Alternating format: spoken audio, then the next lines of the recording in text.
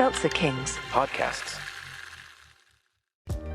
Imagine being the first person to ever send a payment over the internet. New things can be scary, and crypto is no different. It's new, but like the internet, it's also revolutionary. Making your first crypto trade feels easy with 24/7 support when you need it. Go to Kraken.com and see what crypto can be. Not investment advice. Crypto trading involves risk of loss. Cryptocurrency services are provided to U.S. and U.S. territory customers by Payward Ventures Inc. PVI DBA Kraken. Visit PVI's disclosures at kraken.com/legal/disclosures. What does an 18-year veteran of the tech industry and a 20-year veteran of the military have in common? More than you might think. Welcome, everyone, to the Second Act podcast, leveling up your life's journey.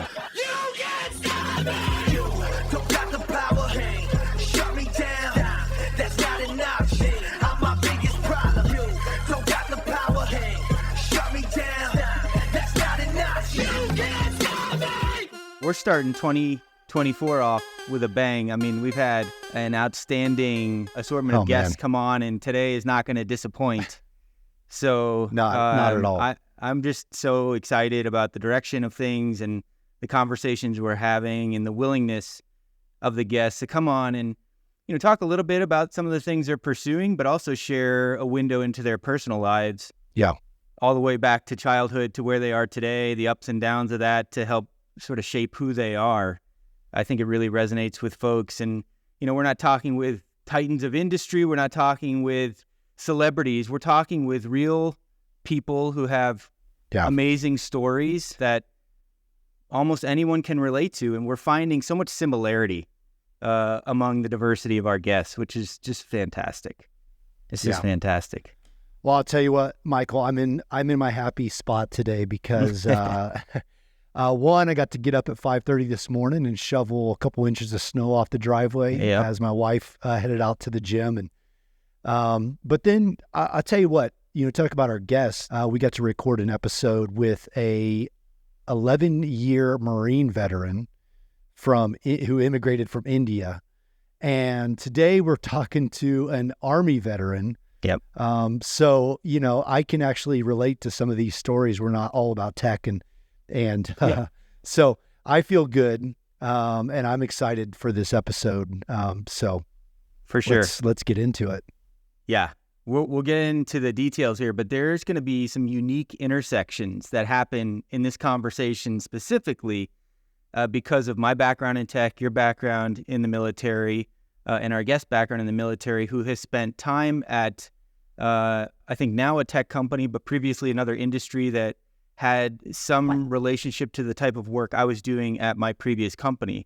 So there's going to be, I think our conversation is going to go in some interesting and unique directions as we make our way through this. So with that said, I love it. Let's reset with our guests. Welcome back to the Second Act podcast with Michael and John.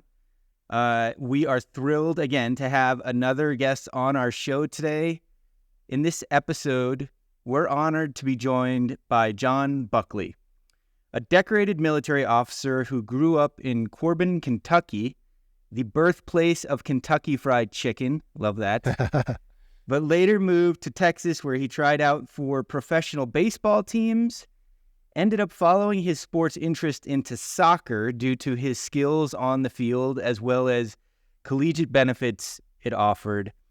During this time, he started serving in the National Guard and ultimately joined the Army as an infantryman in 1984. Over the course of 30 years, John rose through the Army ranks to colonel, serving in a variety of strategic advisory roles that informed Congress, NATO, the Department of Defense, and the President of the United States to achieve operational goals. His final assignments before departing the Army were directing two of the Army's most prestigious schools, the School of Advanced Leadership and Tactics and the Command and General Staff College. In 2014, John moved into the private sector, where he now pursues his passion for building programs that help veterans through the complicated and unfamiliar process of finding employment outside of the military. John is a recognized leader in this space with numerous published articles, books, interviews, which we'll provide links to in the show notes. But outside of work, John's main hobby is spending time with his amazing family and very large family, which includes his wife and best friend, Lorraine, along with her 7 kids and 8 grandkids. He also enjoys getting outside in nature to bike and hike when time permits, which I'm not sure with a family of that size how often that happens, John, but welcome. Welcome. Welcome, John. Well, thank you very much. I appreciate the opportunity to spend some time with you, Mike and John. Appreciate the opportunity. I don't know, with 7 kids and 8 grandkids, was that 15 total? I don't know how you have time to even do this show. Yeah, we appreciate you carving out a few minutes to chat with us for sure. Absolutely. So if I understand this correctly, John, you were born in Reading, Pennsylvania, but moved to Corbin, Kentucky at an early age, and eventually out to Texas for your later years, your later teen years. So tell us about that journey and some of the standout moments that helped shape who John Buckley is today. No, I appreciate that opportunity. I was, the community in which I was born was actually where most of my cousins lived as well. So you talk about family, my dad and my mom's side, I think there were 26 cousins on each side. So oh my gosh, we're talking huge family, and most of them were there in that community. And I think the biggest things that I took away from that experience, obviously, was taking care of each other, but also being responsible, having those responsibilities of your own. And then I think another probably critical lesson that really shaped me was the dignity and respect, having the dignity and respect for anybody and everybody, regardless of their walk of life.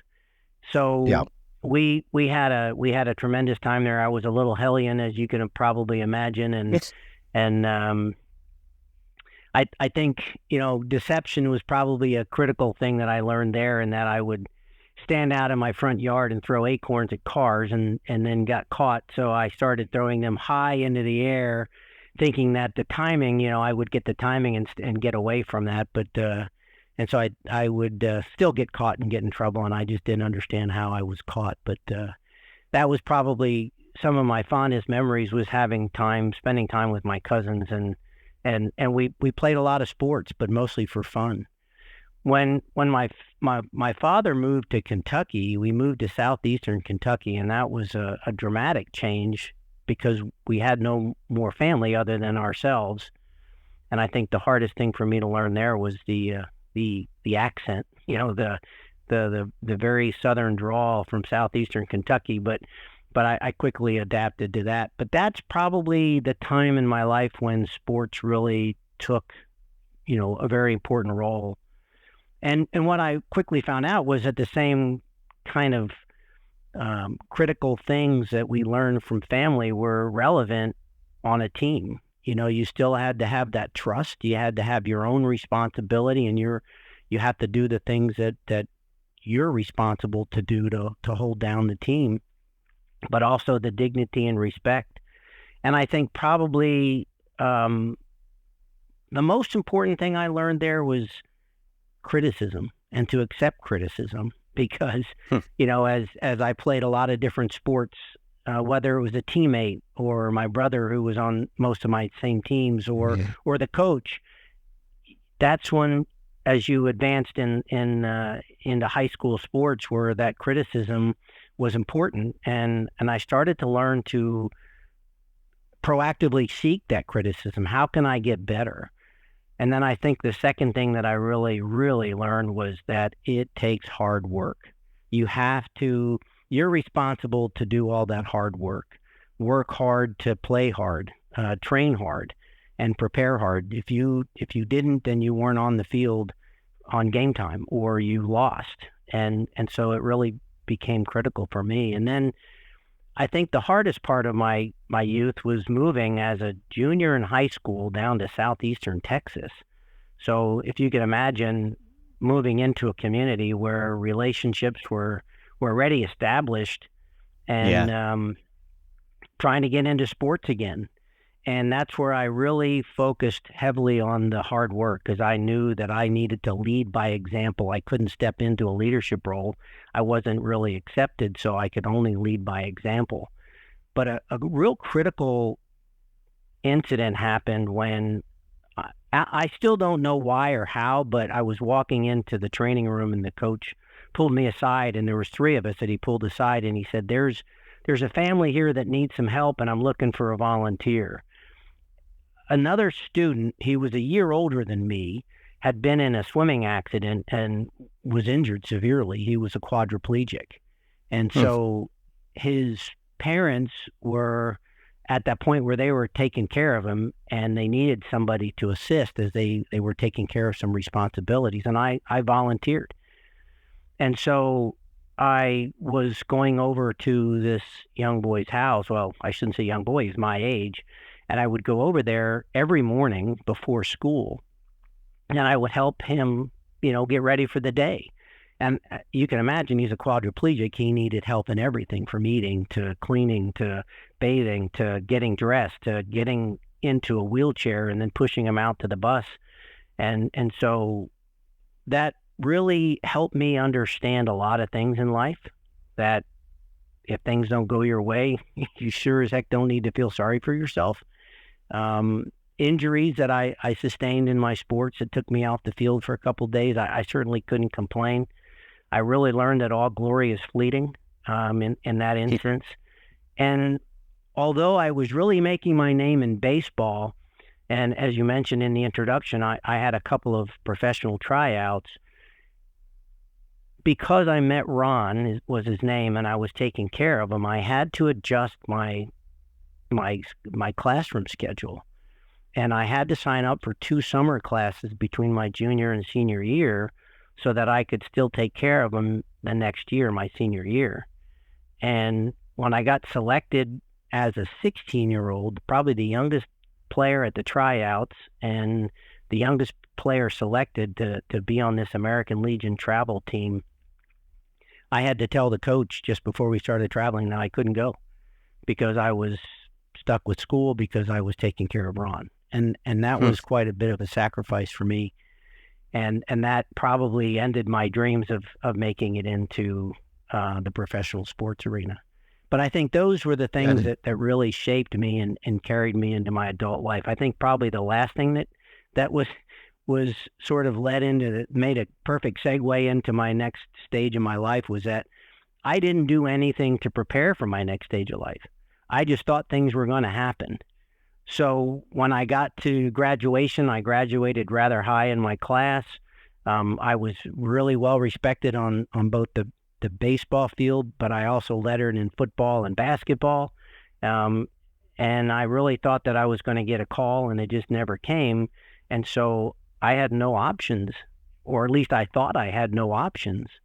So I decided to join the Army.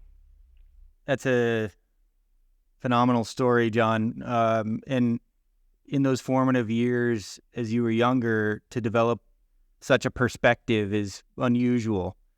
But I want to come back to one of the things you said about criticism and how important that is in terms of development. And so many people don't react well to criticism. And it happens in your youth.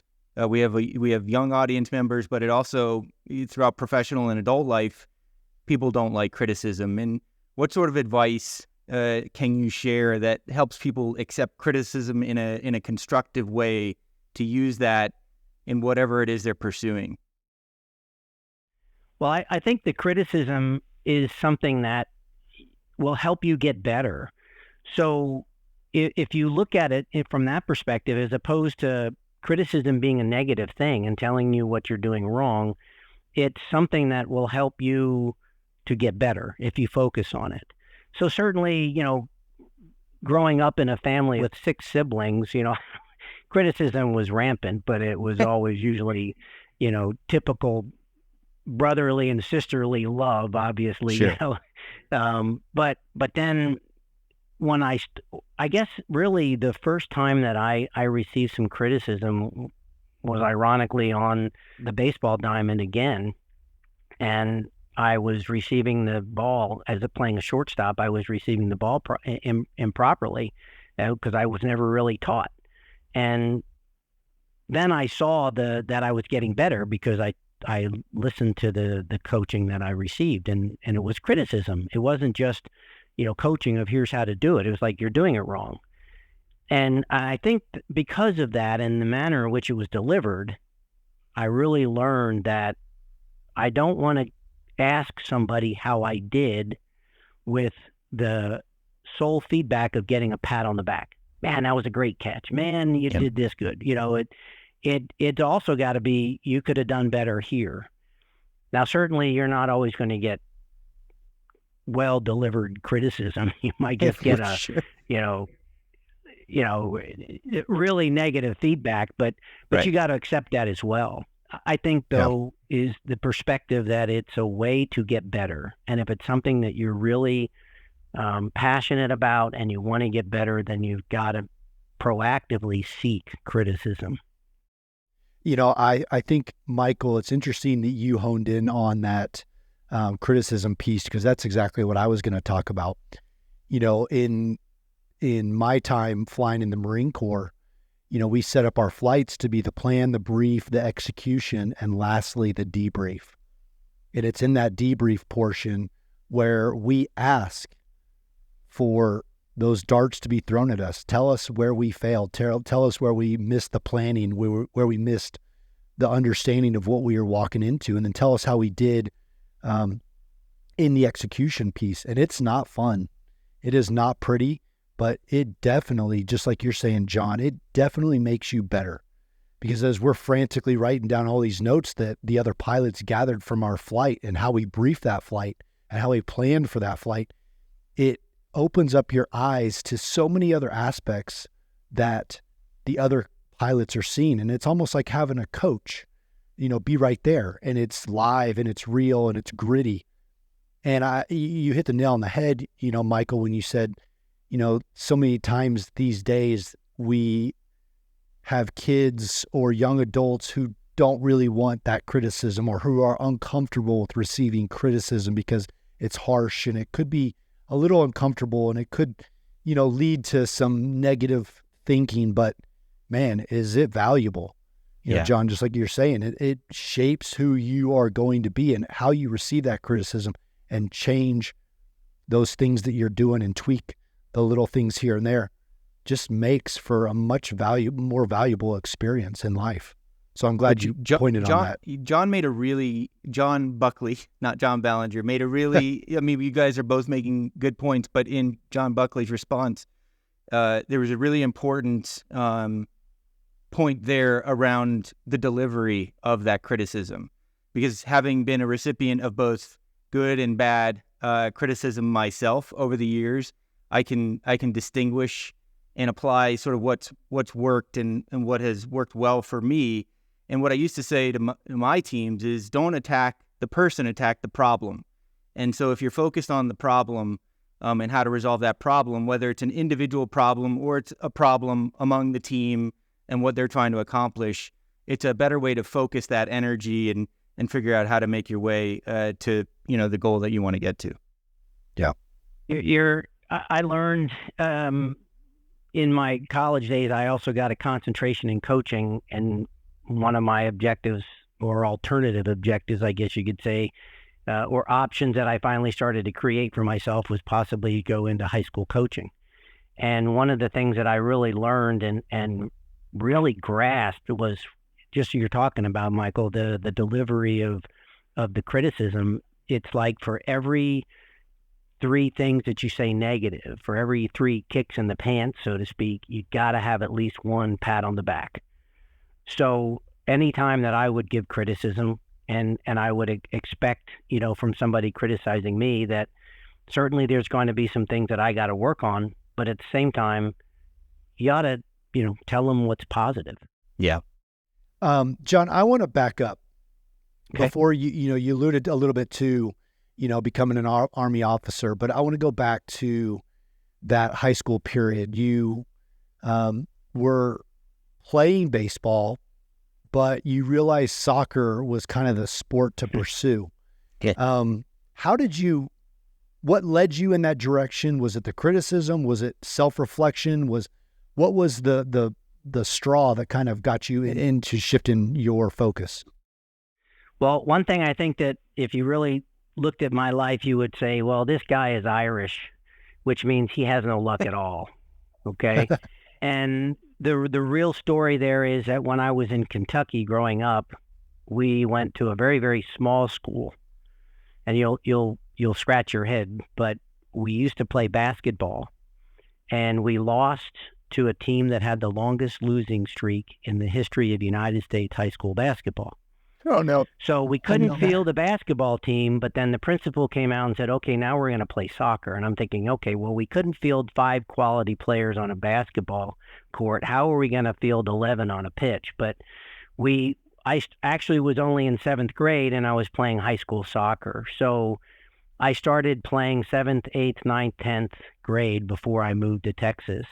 And I found that I was really good at it. The stamina that was necessary, the strategy that's associated with it, kind of always having that constant flow of the game, and you have to make those adjustments in the game. There's no timeouts. You're not going to stop and have a huddle. I really fell in love with the sport. And when I moved to Texas, I thought for sure down in southeastern Texas there would be at least high school soccer, which there was none.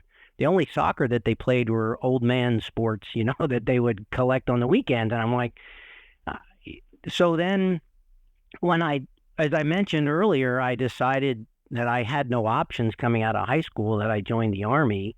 As fortune would have it, while I'm at basic training, I was given an opportunity to take a scholarship to go to a 2-year junior college where they gave ROTC.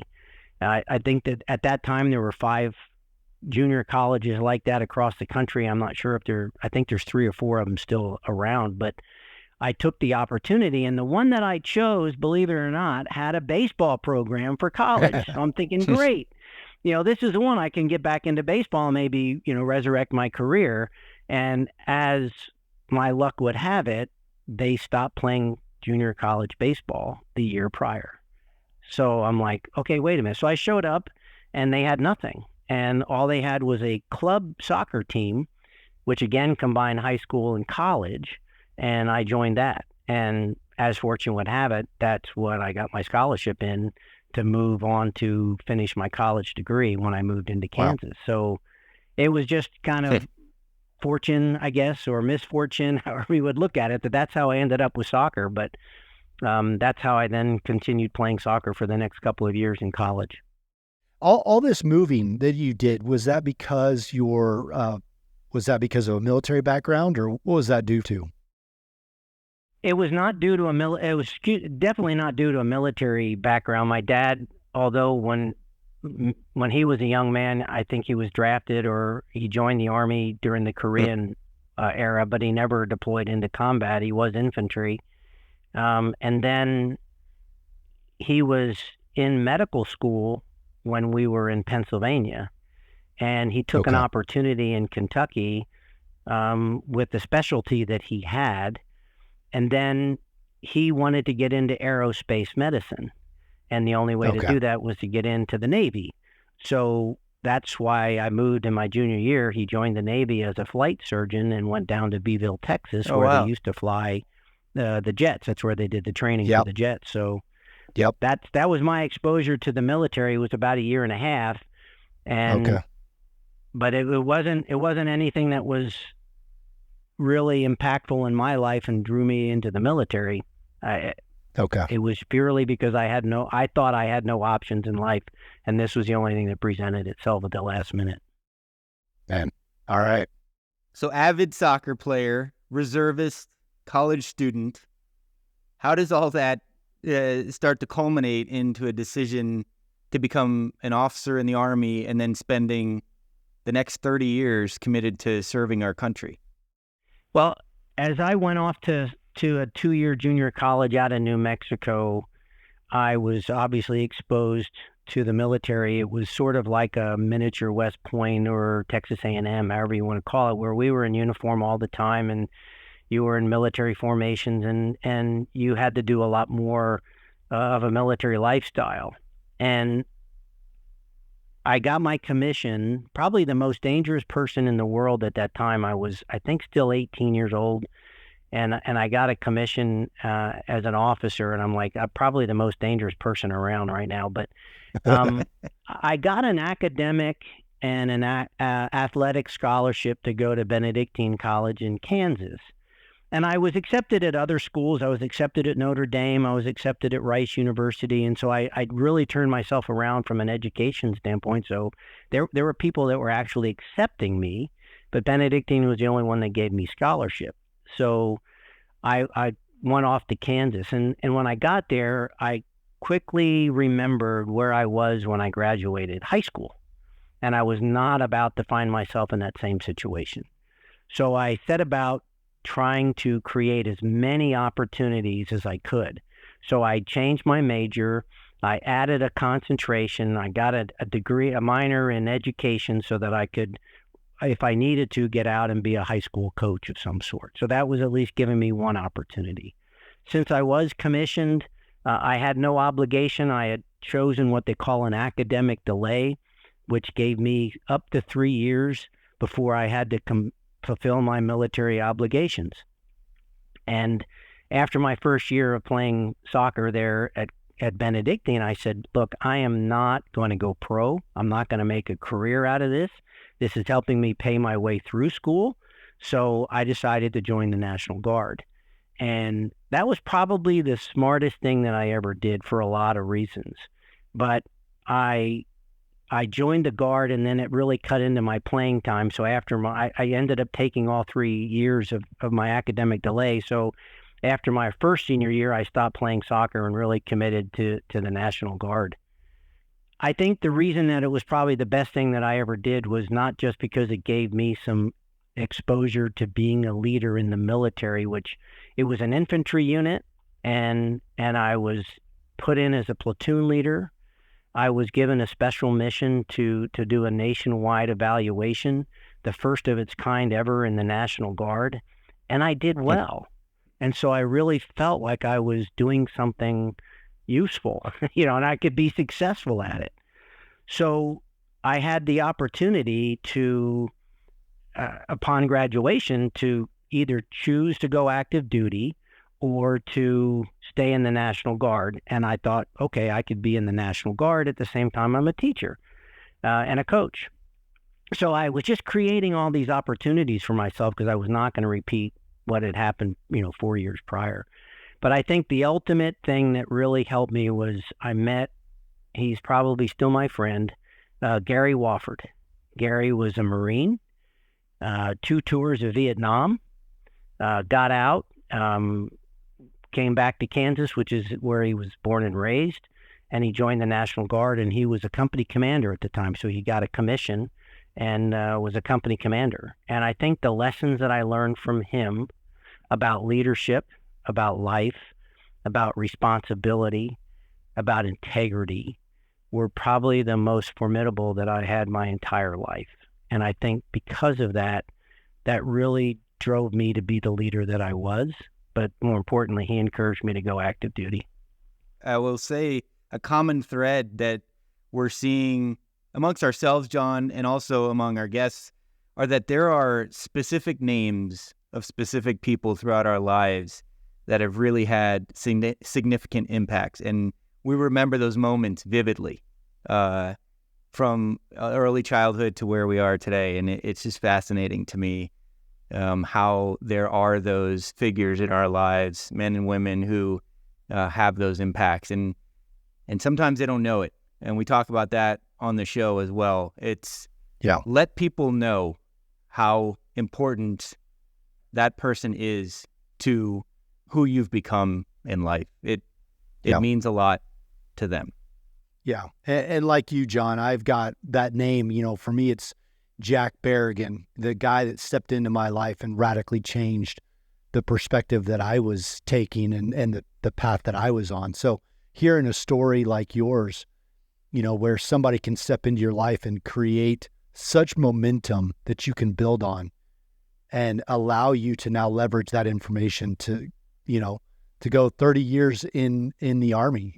That's it's a testament to the person that stepped into your life or our life and recognizes that there's a need, but it's also a testament to how you listen and how you understand what's being presented to you and think, if I only take this to heart, I can build on this, and it radically changes the momentum that you're building. Imagine being the first person to ever send a payment over the internet. New things can be scary, and crypto is no different. It's new, but like the internet, it's also revolutionary. Making your first crypto trade feels easy with 24/7 support when you need it. Go to Kraken.com and see what crypto can be. Not investment advice. Crypto trading involves risk of loss. Cryptocurrency services are provided to U.S. and U.S. territory customers by Payward Ventures Inc. PVI DBA Kraken. Visit PVI's disclosures at kraken.com/legal/disclosures. So 30 years spent in the Guard, and you rise to the rank of colonel. You're advising public leaders on strategy and helping the next generation of Army leaders. Give us a little insight into that 30-year time span, if you can.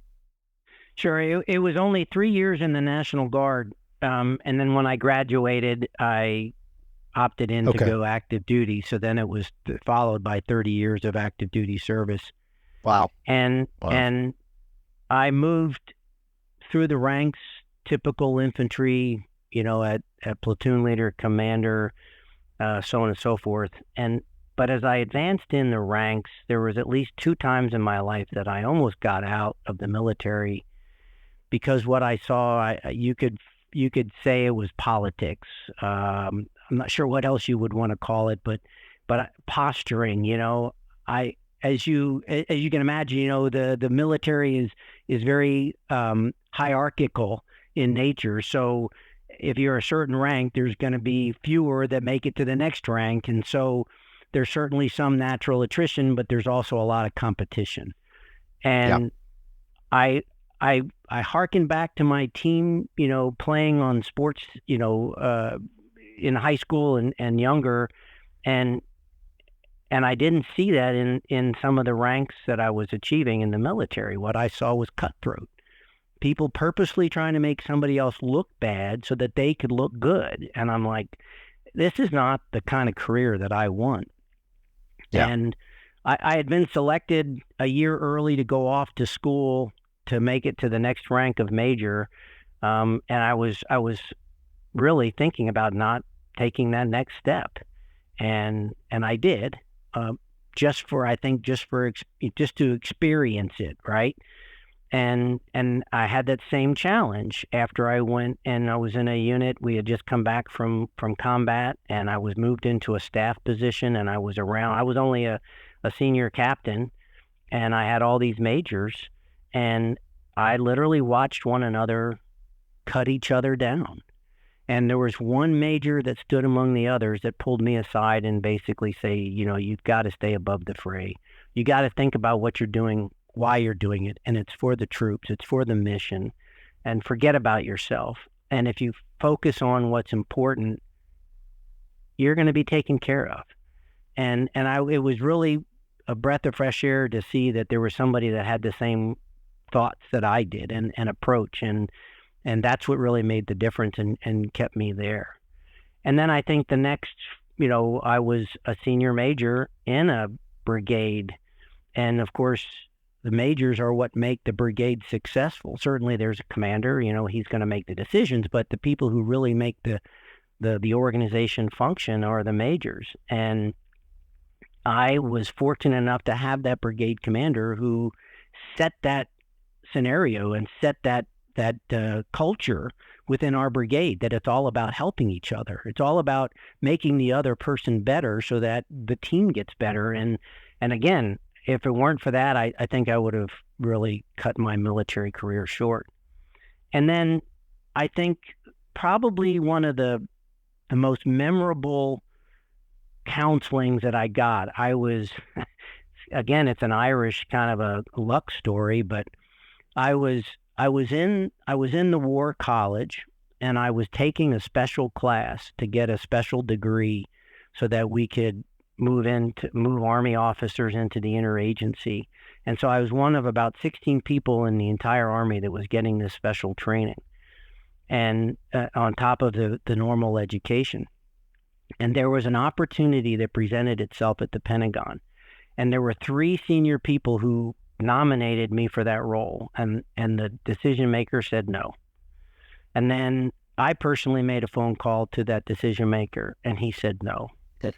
And then I forget, there was a third interaction of I think a very senior officer who reached out, and they were friends, and the guy said no again. And then because of some changes of another individual, they say, okay, well, now we're in a position where we got to go a third option. And so, John, we're going to select you. And it's like, wow, after 3 no's, I get this job. And I was literally brought into the Pentagon, I guess, with the perception that he was going to be okay. And then after less than 2 years, it was, you are irreplaceable. We can't send you to combat. We've got to send you over. And now I had to go from the chief of staff of the Army.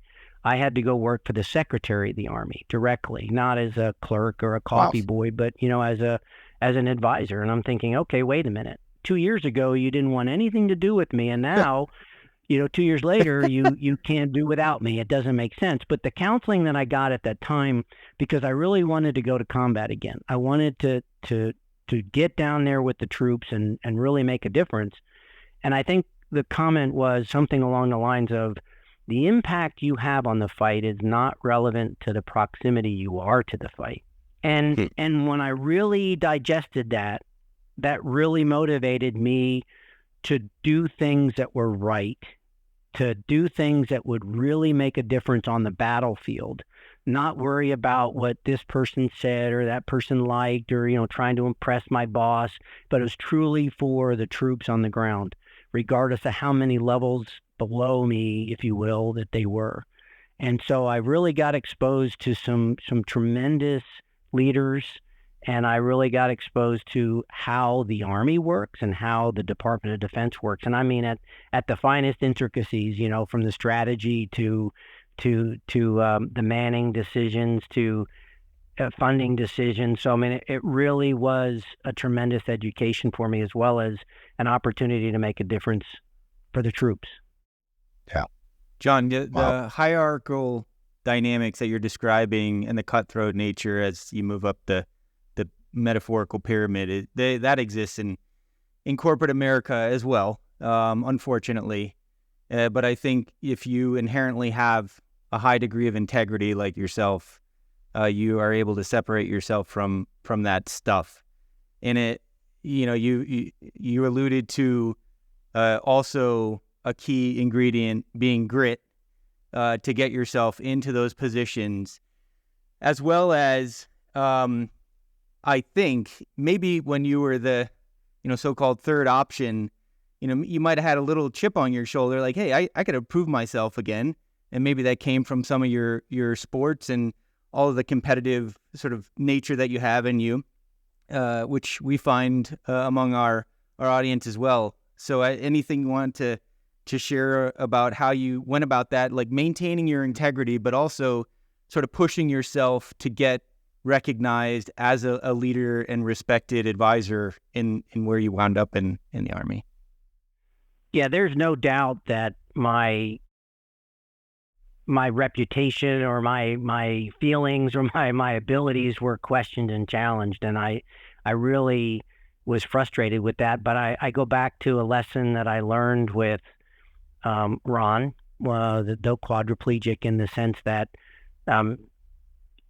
you've got to resilience is really what it came down to. I've got to really have some resilience here, and that means that you kind of keep at it.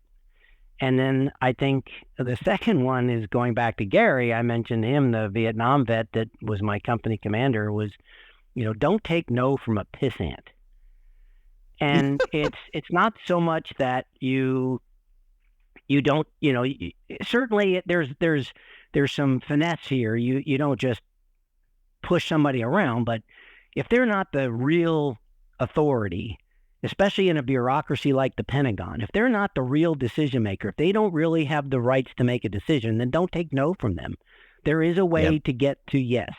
And I really think that was something that made me successful in the Pentagon, is I didn't take no from a pissant, but I used finesse to get to that yes. It may not be the perfect solution. It may not be what I intended, but at least we're moving in the right direction. So there was a lot of lessons that I drew upon in my young, growing up days when I got into the Pentagon and had those kinds of challenges.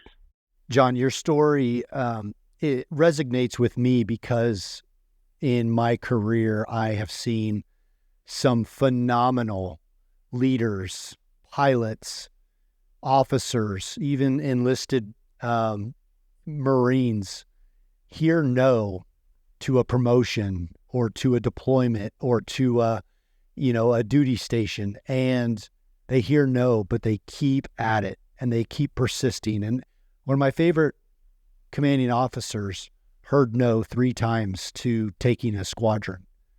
And on the 4th time, he took that squadron, or took a squadron. And, talk about grit. That just, it resonates with me because you see that officer or that individual in that position after they've gone through no's and defeat and, the Heisman of just, not right now. And you think you are one of the most amazing people I could ever serve under. How did you get told no several times? And so, your story of hearing that and then persisting and being resilient, it's good. It's amazing to hear just another great story, great example of how important persistence is to getting to where you want to go. So you go through all that, and eventually moment hits where that end of service is coming, and you see that light at the end of the tunnel like we all do, and you wanted to help in a different way. You wanted to potentially help veterans transition and help that process be better than what it was. Talk to me about the end of your career and what you're seeing to drive you into that direction. It briefs much better than it played out. I mean, it sounded really easy and very simple the way you presented it, but in reality, it was an absolute, it was a mess. I was a complete failure. I really was. And you would sit there and think, okay, if you're a complete failure, then how is it that you're more of a thought leader in this space? And I think, again, it was because of my failures that opened my eyes to the challenges. And I did everything that the military wants you to do, everything that DOD requires you and Congress does. I went to the transition class. I did all those things. And as I began to apply, I realized that I was getting rejected. The end of the day, I was 0 for 155. That means I got 0 job offers for 155 applications. Now imagine if I was on a baseball diamond, I would definitely never make it into the pros. So it was a terrible batting average. And when I was just confused as to why this was happening. All the senior leaders in the military were telling me, people are going to die to hire you. That's true. But what I didn't understand was the huge cultural and communication gap that existed. We in the military have this entirely separate culture, and we think, yes, we know the transition. We've got to find a job, apply for a job, submit a resume, do an interview, and then onboard. I mean, we understand that, but we don't know where all the minefields were. So after I was a complete failure, and I was literally sitting at the kitchen table with tears in my eyes, not understanding what the heck was going on, I decided to stop what I was doing, and I put my strategic planning hat on. And I said, the first thing that I got to do is I got to study my enemy. Well, in combat, obviously, you can't go sit across the enemy, sit across the table from you with your enemy and say, what are you going to do to me today? Because I want to prepare to learn how to beat you, right? So instead, I said the enemy in my mind were the recruiters. So I literally went out and I had found 10 recruiters that I had worked with, and I spent about 2 hours with each of them, one-on-one, and I was asking them about their job and how they did it and why they did it. So in essence, I was saying, what are your weapons of war? And then how do you, what's your max effective ranges, and how do you put them into practice in a defensive posture? Yeah. And I got to attack you. But after I learned how and why they do things, the why was probably the most important. I was then able to come up with a simple strategy to beat them. And I kid you not, my very first application after that, I quite frankly, it was like 2 or 3 applications. I ended up getting 3 job offers. So I was in the best place that you could be, in the sense that I could choose which was best for me, or negotiate a better settlement, if you will, so that it really put me in a good position. Yeah. But then it was, again, just by accident how I ended up in this kind of a career field. But after just a matter of weeks, I realized that every single veteran that I met who was applying for a job was doing the exact same wrong things that I was doing. And it just repeated itself over and over and over again. It was like Groundhog Day every day. And it's like, we all go to the same training, but we're all making the same mistakes, and it's not making it any better. So that's what really compelled me to find solutions and to help others in their transition. Wow. The tech company I left was on a mission to help companies understand people's pasts in a different way, but it wasn't military transitions. It were people who were impacted by the justice system. And that's actually kind of how John and I got connected, through Harley Blakeman, who started a company called Honest Jobs. He himself has been impacted by the justice system, turned his life around, and is now paying it forward and helping others in that way. And I think that's how John and Harley got connected. We'll get Harley on the show at some point. But it was a really interesting sort of introductory conversation that John and I had, and we're talking about some of the similarities in transitioning from something significantly different to where you want to go. It's amazing to hear someone with your background, John, put 155 requests in for employment and get 0 callbacks or go, at least some sort of meaningful lead, so to speak, in what you could pursue. But I don't know if of the 3, after you sort of changed your mindset and changed your approach after doing some discovery with the recruiters, that was a very smart move on your part.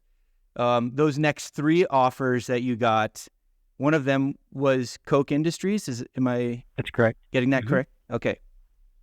And so, for those who are unfamiliar with Koch Industries, they're the second largest private employer in the nation. And I think one of the strongest in terms of hiring veterans as well as justice impacted folks, and understanding those circumstances that might be different, but shouldn't necessarily define what you're able to deliver in terms of your work ethic and output. So tell us a little bit about that, John, and that experience there, some of the key learnings, what you were able to build, and then where that's led you up to this point. Sure.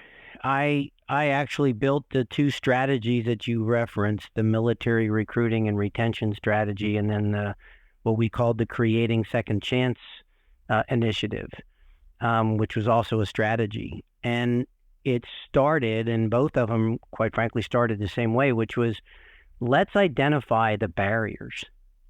What are the barriers that these individuals face?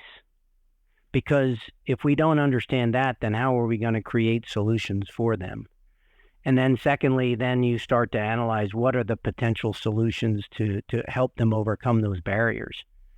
And what I quickly discovered was that, and this isn't just consistent with that company, it's consistent with any company in the United States, quite frankly, is we leverage what we call applicant tracking systems, which are, quite frankly, tools that make our lives easier. And they're designed with a more traditional applicant in mind. And anytime you get somebody who is not traditional, if you will, they have different experiences, different expectations, different skills, different, you name it, they're going to have trouble and they're going to get kicked out of the system like I did. Yeah. As I said earlier, it was, I didn't understand where the minefields were in the process. And when I started to understand the why associated with why things are done, why this applicant tracking system tool does this and why it looks for that, then I could better understand how to overcome that. So as I identified the barriers, then I was able to better identify what are the possible solutions that we as a company could implement. And then more importantly, find out from the leadership, what were they willing to implement to help these people overcome? Because in the end of the day, like you said, these are people, they could be folks that had a criminal background. They could be folks who had a military career. They could be single moms returning to the workforce. Yep. You name it, immigrants, different cultures. And so what are you willing to do to help them overcome those barriers? And at the end of the day, what you're going to find is you're going to have a much more loyal employee, and you're going to find that the diversity in your workforce is actually making you that much better. Yeah.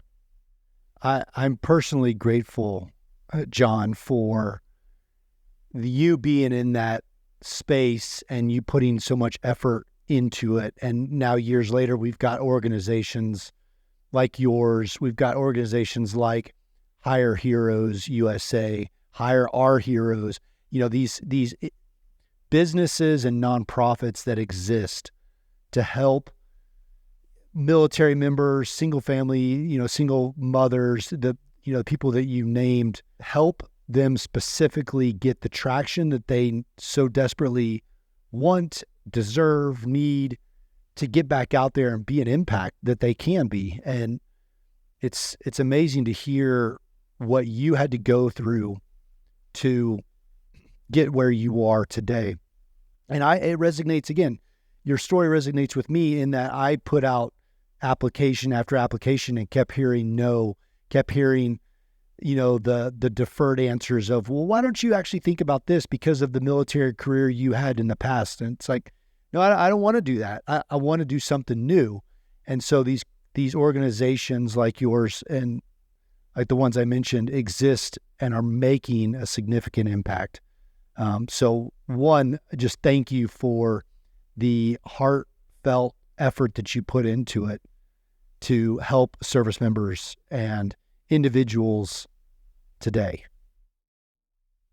Yeah, I think some of the organizations you mentioned, certainly they're some of the best out there, and I've interacted with most, if not all of them, but they don't necessarily solve the whole problem. And Sure. Again, the way I look at it is this is a huge chasm between two cultures, whatever the other culture is, whether it's the military or prison life or whatever. But the cultures that the gap has to be closed from both ends. And so I spent most of my early part of my civilian career focusing on what I knew best, which was the military culture, and then later the second culture. What can I do to help them coach, teach, and mentor them to overcome some of those barriers? But then I was struggling with mostly is the company. How did they contribute to closing this gap? Because you got to close it from both ends, and that's Absolutely. where I find a little bit of the organizations you mentioned are predominantly focused on the applicant, job seeker, and not necessarily on the business. And that's where I think I found most of my challenges and successes to the problems is getting the company to do things differently, at least for a small segment of their applicant pool, so that you can really find the best person for the job and not just the easiest to identify and select. And that's where I think they make most of their mistakes. Well, I appreciate you clarifying that. And I understand now that, what you're talking about is as far as end user or end, the into the company and figuring out the true problem that exists on both ends. And so I'm grateful again for you doing that. Yeah. And John, you're a recognized leader in this space now, obviously proud as you should be with some of the programs you've put in place with Coke. And you've recently moved on, I think, to now start over and build a program inside of Textron Aviation. Yeah, Textron. It's obviously they make airplanes and jets and whatnot, but yeah, it was an opportunity to kind of get a second go at it. And so I obviously have some experiences and some knowledge and some things in my playbook, but I just recently started working in earlier this month, with Textron Aviation, and so it's what are their needs, what are their challenges, how are they doing things, and so I'm early in that stage of seeing, trying to identify if there's issues and where the issues are, and then maybe where I can apply some solutions to help them improve in their military veteran recruiting. Absolutely. John, our stories are kind of intertwining because earlier this year, I just took a job with a company called Guardian Jet, and we broker aircraft, but I'm very familiar with Textron. So it puts a smile on my face to hear you talking about your service with them now. Yeah, I'm really excited. The leadership is very much involved and engaged and interested, and that in itself right there is the number one requirement, is that you've got leaders who are going to advocate for these kinds of things, so that they can improve their workforce. And in today's economy and today's labor market, it's something that's necessary. I mean, if they weren't looking for if they didn't have open jobs, then they wouldn't need to do something special. But in today's labor market, why not leverage folks who are in the best leadership laboratory in the world, in the military, Yeah. and then leveraging those experiences in the private sector. I think there's just phenomenal opportunity on both sides with this company. I'm really excited. Yeah, hopefully Coke and Textron are not anomalies. I hope it's a larger underlying trend among employers in the U.S. to reevaluate how they're evaluating potential employees, especially from the military community. So I commend you, John, on pursuing that. I hope you're as successful at Textron, which I'm sure you will be, as you were at Coke. Thank you for that. Absolutely excited about the opportunity for sure. John, for other veterans out there, what are or anyone else as well, contemplating or just getting started in their second act in life? We love to ask this question, but what are some of the things someone should be thinking about to increase their probability of success in your mind? I think one of the first lessons that I learned, as I mentioned, coming out of high school, is you've got to create opportunities for yourself. And so the first tip would be, don't wait until you've got your separation or retirement papers in hand to start thinking about it. You need to start thinking about it now. It may be the furthest thing from your mind, but you've got to start preparing. And some of the really simple things that I would recommend, I refer to one, I call it the top 10. Now, certainly it could be more than 10, it can be less than 10, but the idea is that you identify what are the things that are essential in your life when you make that transition. Maybe it's, I want a work-life balance where I can coach my kids in soccer. Maybe it's, I want to go hunt and fish on the weekends. Maybe it's, I want an opportunity to advance and grow. I want a company that's willing to pay some additional education so I can get a technical certificate. Or what are those things? Lay them out. And I even say, if you've got a significant other, send them to the master bedroom. You go to the basement, you do it independently, and then you go find your best friend or a referee, and you come to the kitchen table, tie your hands behind your back, and then exchange your list, because they're going to be totally different. And then before you get away from that table, come up with one list, because the last thing you want to do is cause friction in your relationship because you chose to do this. I mean, I've got stories of people that this is a great job, and they go to an area, and especially with the military, they have this mentality of, we have to embrace the suck.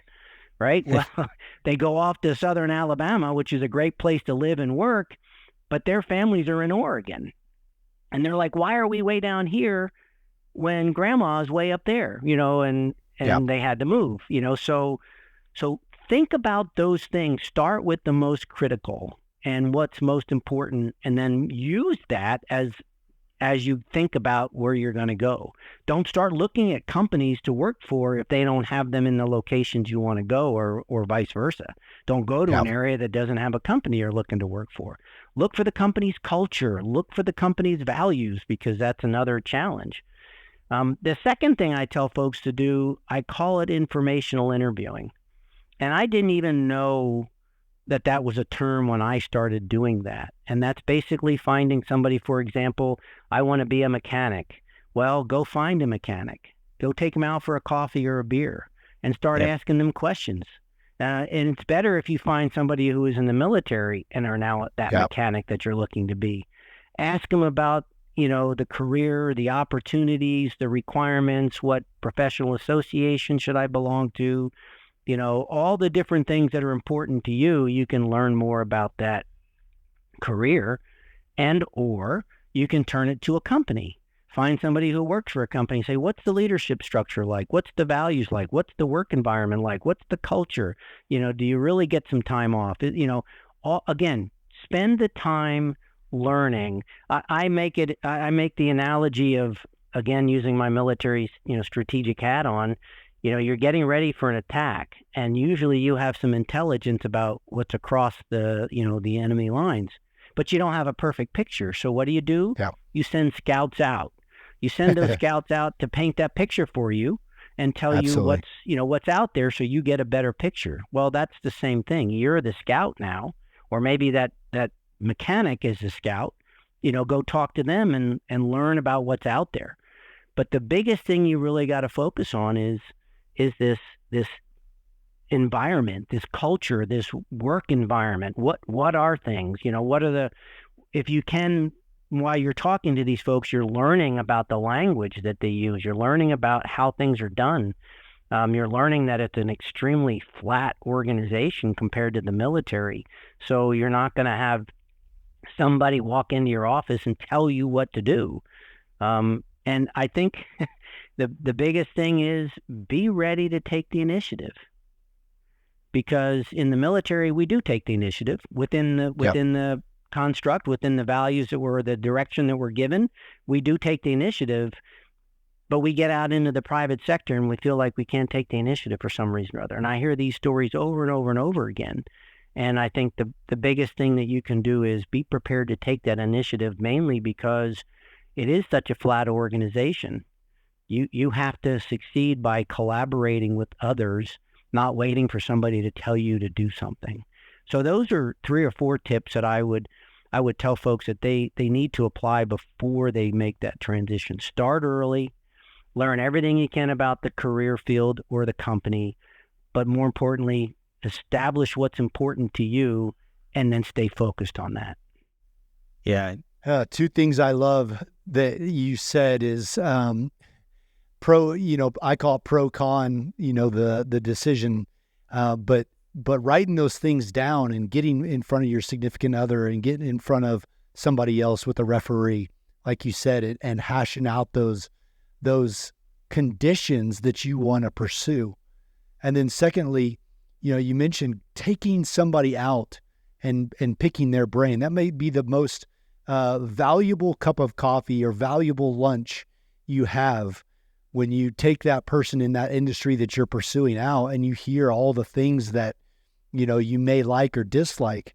Will save a ton of time, a ton of heartache, a ton of decision making.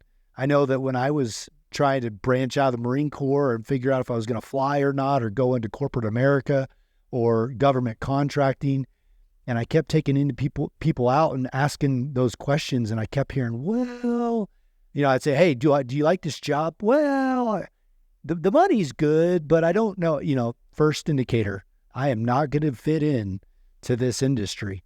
And so you're spot on about being methodical and really starting early to start aligning your thoughts and what you want to do with the things that you're good at and the things that you think you're going to be able to enjoy for the next career and the next act.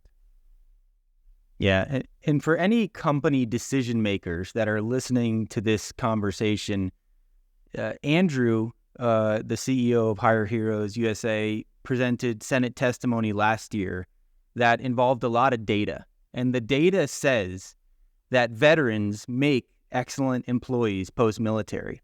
No, I definitely agree with you. There's a lot of data out there that indicates that the military veteran usually gets promoted or advanced much more than their non-veteran peer.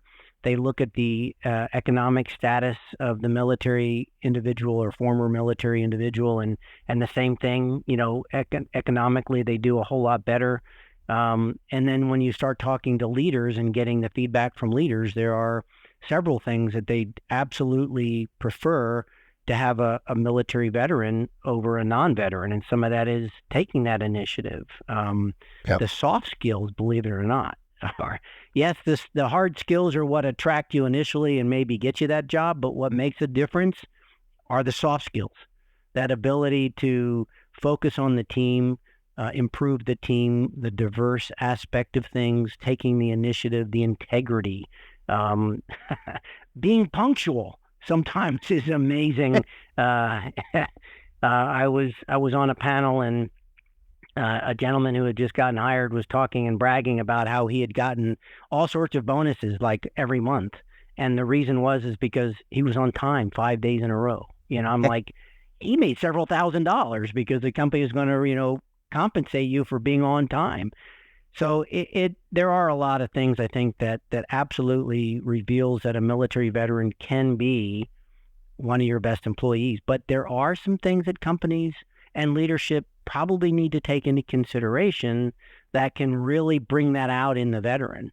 Simple things like assigning a veteran mentor and somebody who's been with the company, who's willing to take them under the wing and say, hey, we don't do it like that. Speaking of Marines, there was one of the funniest stories was I had a hiring manager come into me and just start letting me have it.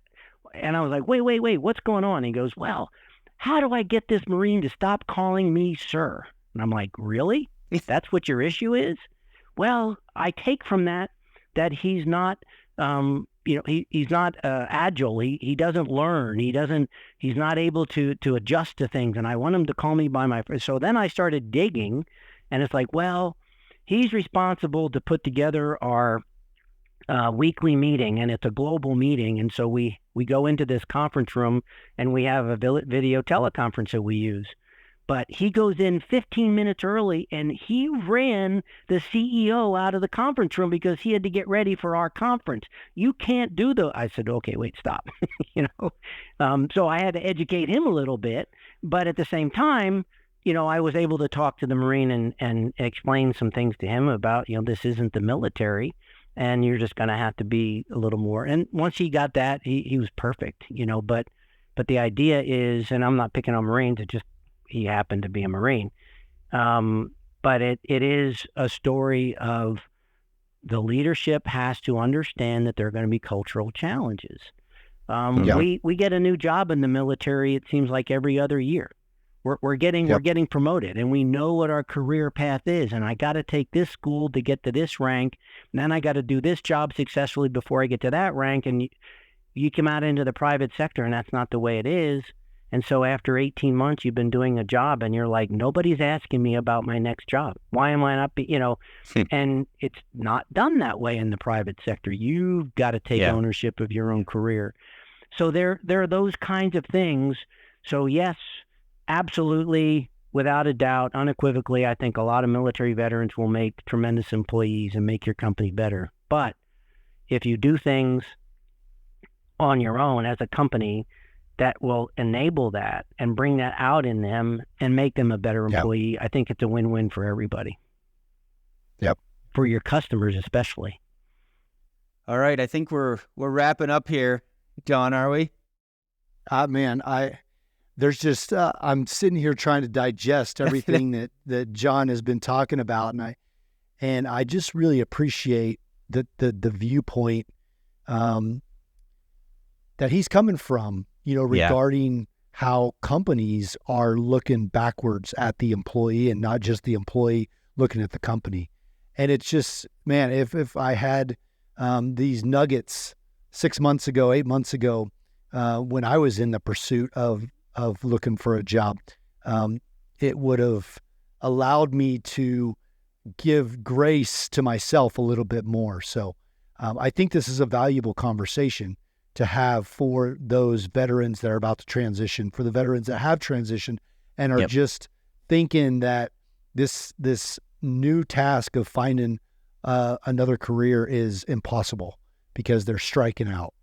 I mean, 155 times, John, that you endured, and now you're a thought leader in this area. So I just commend your hard work and your effort for the communities that you're representing.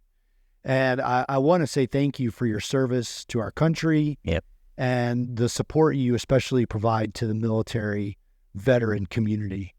You have an incredible background, and Michael and I are grateful for the opportunity to have you on the show. So if people want to find you and get in touch, what's the best way for them to do that? They can obviously find me on LinkedIn. That's a technique. Look for John Buckley in Wichita, Kansas.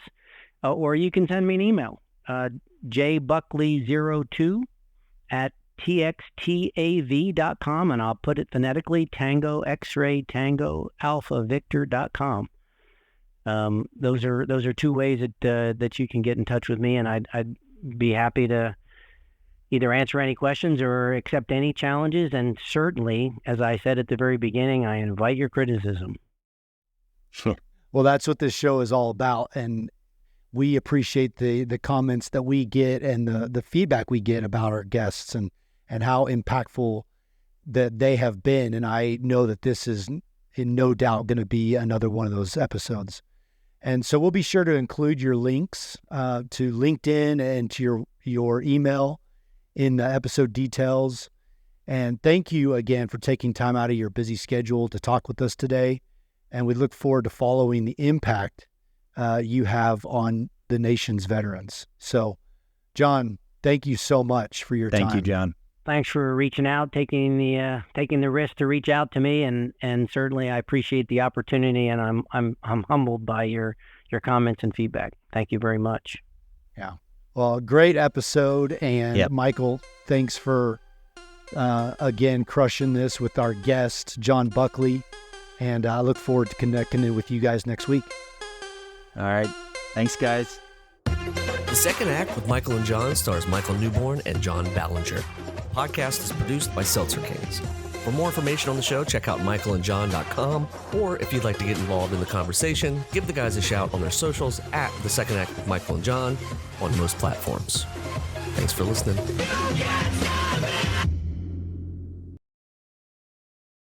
Seltzer Kings Podcasts.